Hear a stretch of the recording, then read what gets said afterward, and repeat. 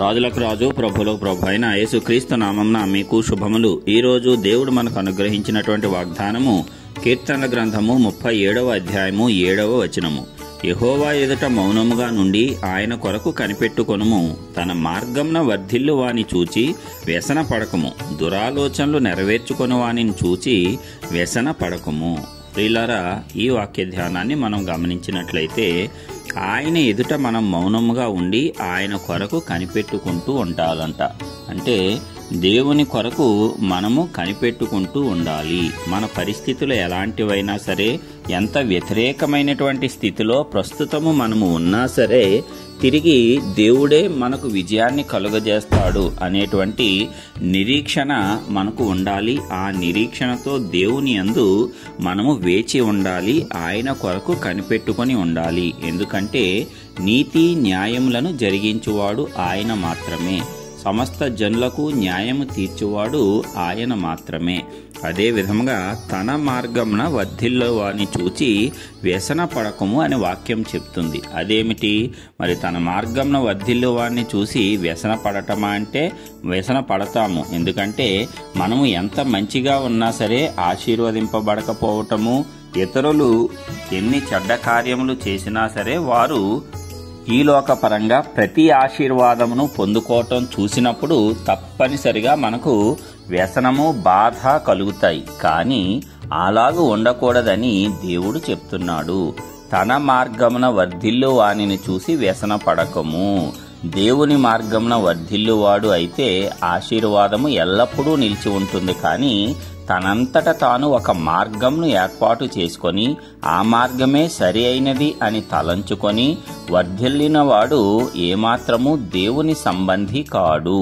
అలాంటి వాడిని దేవుడు తృణీకరిస్తాడు. అందుకే అలాంటి వారి యొక్క అభివృద్ధిని చూసి మనము వ్యసన పడకూడదు, బాధపడకూడదు, కృంగిపోకూడదు. ఎందుకంటే వారు దేవునిని ఏమాత్రము ఎరిగిన వారు కారు. దేవుని మార్గములు కాదు గాని తమ స్వంత మార్గములలోనే ఎలాగైనా సరే అభివృద్ధి చెందాలి, ఎలాగైనా సరే మనము వర్ధిల్లాలి అని అనేకమైనటువంటి కాని మార్గములలో నడిచేవారు, తమ యొక్క సొంత మార్గములలో నడిచేవారు. కాబట్టి వారు తాత్కాలికంగా వర్ధిల్లవచ్చుగాక, కానీ దేవుని చిత్తములో వారు వర్ధిల్లుటలేదు, దేవుని మార్గంలో వారు నడుచుకుంటలేదు అనేది మనము గమనించాలి. కాబట్టి దేవుడే వారిని చూచుకుంటాడు.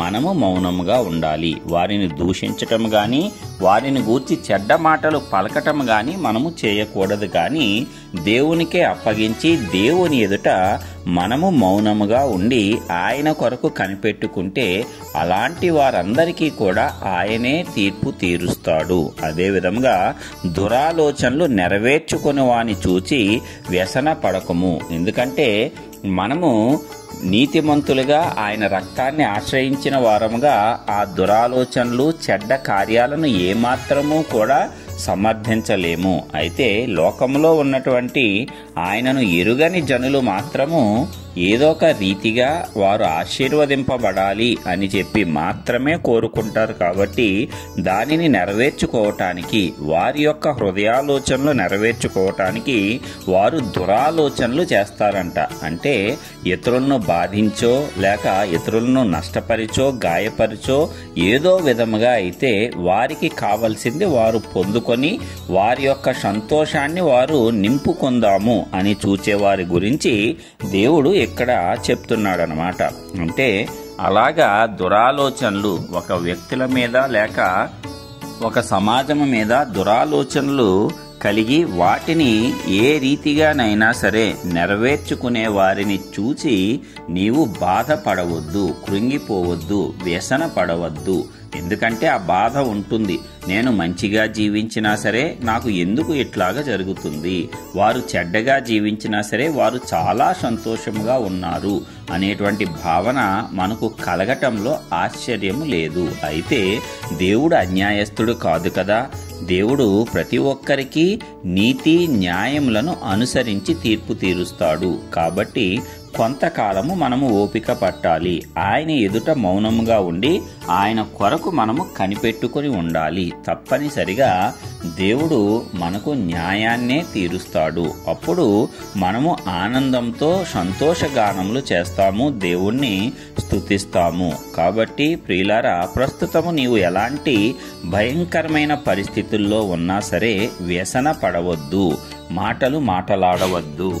దేవుని మార్గంలో కాకుండా తన స్వంత మార్గంలో వర్ధిల్లే వారిని చూసి వ్యసన పడవద్దు. దురాలోచనలు చేసి వాటిని నెరవేర్చుకోవటానికి ఎంతకైనా తెగించే వారిని చూసి నీవు వ్యసన పడవద్దు, బాధపడవద్దు, దుఃఖించవద్దు. దేవుడు ఉన్నాడు. ఆయన కొరకు కనిపెట్టుకుంటే ఆయనే సమస్తాన్ని తిరిగి మనకు అనుగ్రహిస్తాడు. ఆ దుష్టులందరినీ మన ఎదుట నుంచి తొలగించి శాశ్వతమైనటువంటి ఆనందమును, సంతోషమును మనకు అనుగ్రహిస్తాడు. కాబట్టి ఈ వాక్యం ద్వారా బలము పొంది మనం ఆశీర్వదింపబడటానికి పరిశుద్ధాత్మ దేవుడు తన కృపను మన ఎడల విస్తరించునుగాక. ఆమేన్.